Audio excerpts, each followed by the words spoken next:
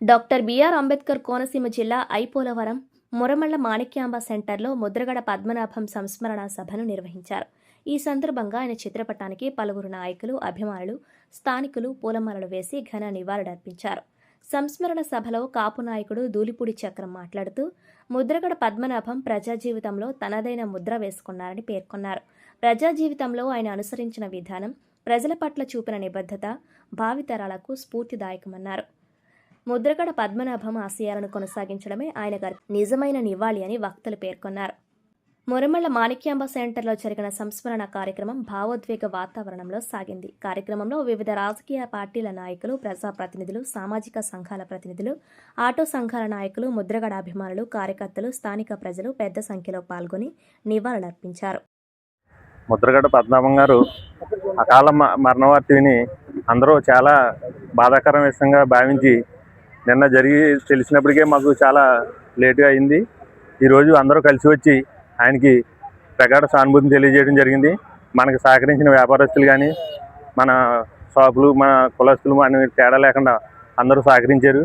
అదేవిధంగా ఆయన కాపు కులం అనే కాదు, కాపు కులంలో కూడా ఇలా ఎంతో కొంత రిజర్వేషన్ వస్తుందంటే ఆయన సాధించిన దానివల్లే తప్ప మరి ఏ నాయకులు కాపు కులస్తుల్లోనే ఉన్నారు, కానీ ఈయనకిలాగా పోరాడిన యోధుడు ఎవరు లేరు.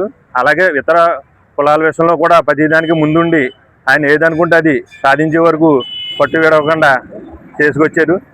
దానివల్ల మన ఓన్లీ కాపు కులమే కాకుండా అన్ని కులాల్లో కూడా ఈరోజు ఆయనకి సానుభూతి తెలుపుతున్నారంటే మనం అర్థం చేసుకోవచ్చు. అదేవిధంగా ఆ రోజుల్లో వైఎస్ రాజశేఖర రెడ్డి గారు అయితే ఏ విధంగా అందరికీ చేశారో అదే బాటలో అంతకు మించి కూడా ఈయన కాపు కులం కానీ కావచ్చు, వేరే కులాలు కూడా మద్దతుగా చేయడం జరిగింది. ఇంకా పక్కన పెట్టి ప్రజాసేవ కోసం పోరాడిన మహనీయుడు, అటువంటి మహనీయుడు కోల్పోవటం చాలా బాధాకరంగా ఉంటుంది. దేశం ప్రజలందరికీ కూడా ఆయన చాలా ఇష్టుడు, ఆత్మీయుడు. అటువంటి ఆత్మీయుడు ఇవాళ కాలం చేసినందుకు చాలా బాధగా ఎవరో ప్రజలు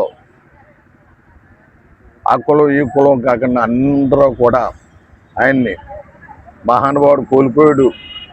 అటువంటి మహానుభావుడిని మళ్ళీ మనం చూడలేం అనే ఆవేదనతోటి చాలా చిగుర్చుకుంది. ముద్రగడ పద్మనాభం గారిని చూడటానికి బయలుదేరి కిర్లంపూడి వెళ్ళి ఆయన పాదాబంధాలు చేసుకుని ఉద్దారని బయలుదేరుతున్నాం. చేత అటువంటి మహానాయుడు ఈ పదవ మనకు కాదు, అలంకారం కాదు అని మంత్రి పదవిని కూడా క్షుణ్ణంగా తీసేసి పక్కన పెట్టి మంచి చక్కగా పరిపాలన కానీ ఇంకోటి కానీ కులభేదాలు లేకుండా చేసిన మహనీయుడు.